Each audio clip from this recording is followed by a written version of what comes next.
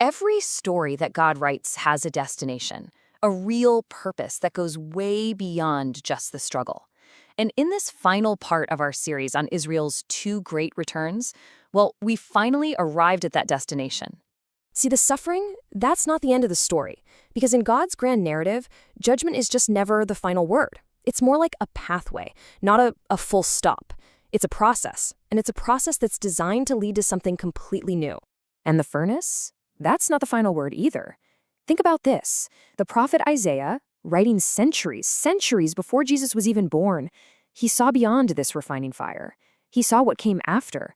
He saw a day when Israel would come home, but this time, not running from fear, but walking in faith. And that is the story of this final return. Okay, so let's just recap for a second. In our first two parts, we talked about how the prophets laid out this first regathering in unbelief. The nation coming back to the land politically, but their hearts weren't really in it spiritually. Then we looked at the purpose of the tribulation, that intense time of refining meant to forge a believing people. So now, we get to see what comes out on the other side. So here's our game plan. This is the roadmap for how we're going to walk through what follows Israel's greatest trial and what leads to its absolute greatest triumph.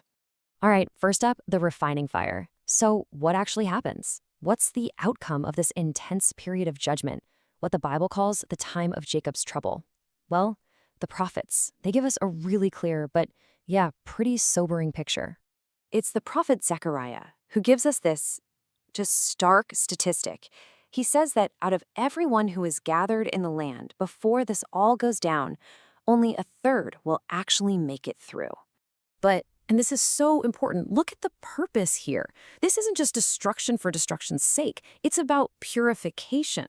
God specifically says he will bring that one-third through the fire. He's refining them, like silver or gold. And what's the goal? To produce a people who will finally truly call on his name, which leads to that completely restored relationship. Okay, so this refined remnant, this group that makes it through, they are now poised for what is arguably the single most pivotal moment in all of Israel's prophetic story. We're talking about a national awakening that literally changes everything. So you gotta wonder, right? How does a whole nation, a nation that was gathered together in secular unbelief, how do they suddenly turn to their Messiah? Well, the answer, it's found in one of the most jaw-dropping verses in the entire Bible. This is it. This is the moment. At the absolute climax of their suffering, God pours out his Spirit. And as a nation, corporately, they finally recognize that Jesus of Nazareth, the one they pierced 2,000 years ago, is their Messiah. Just try to imagine that. Can you even picture that moment? This isn't the morning of despair, like all is lost. No, it's the morning of recognition. It's this deep, heartbreaking, but also incredibly hopeful grief of a people who finally see the truth that's been right there, waiting for them, this whole time. And that event, that massive national turning of the heart, that's the trigger. That's the spiritual catalyst that kicks everything off and makes this final faith-filled return possible. So with the nation's heart now turned toward their Messiah, the call finally goes out for the last great homecoming. Isaiah chapter 11, it just lays out the incredible scope of this thing. We're talking Assyria, Egypt. Look at the list. It's from the four corners of the earth. It is truly global. And here's the kicker. Isaiah calls this the second time the Lord will do this. Now think about that. If this is the second worldwide return, well, that logically means there had to be a first one, right? And this chart just lays it out perfectly. Look at the difference. The first regathering, the one we've been seeing in modern times, is in unbelief, and its purpose is to prepare for judgment, for refining. But the second one? Totally different. It's in faith, after the tribulation, and its purpose is to prepare for the kingdom. They're two totally distinct, sequential acts in the exact same divine drama. So what happens next? What comes after this second final return? Well, it's the goal that all of human history has been moving toward, the Messianic kingdom right here on earth. This is it. This is the ultimate fulfillment of every single promise, every covenant God ever made with Israel. You've got the land promised to Abraham, finally, fully possessed. You've got the king from David's line reigning from Jerusalem.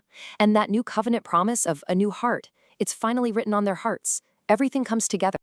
Okay, I know this can all sound like, ancient history or some far-off future stuff, but this whole prophetic framework has huge implications for how we understand the world, like right now, today. I mean, you turn on the news any given day, right? And what do you see? You see Israel surrounded by conflict, tons of political tension, constant threats to its very existence. It can all seem really chaotic and just confusing. But here's the thing. Where most people just see politics and conflict, the prophets saw a plan unfolding. That modern secular return of Israel that started back in 1948, that's not some historical accident. According to this prophetic framework, it's the predicted first act. It's setting the stage for everything that has to follow. And that really challenges us, doesn't it? The question isn't whether or not God has a plan for Israel. The prophets are crystal clear that he absolutely does. The real question is for us. Do we see it, and do we believe it? When you kind of step back and look at the whole picture, you see this beautiful, logical pattern emerge. First, God gathers to refine. Then, he refines to redeem. And finally, he redeems to reign. It's like a window into the very character and heart of God. And this is where the story lands. Not with fire, not with judgment, but with a completely restored relationship. After this long, often painful journey through history, the God of Israel and the people of Israel finally get to say the words they were always meant to say to each other. He will say, "This is my people," and they will say, "The Lord is my God."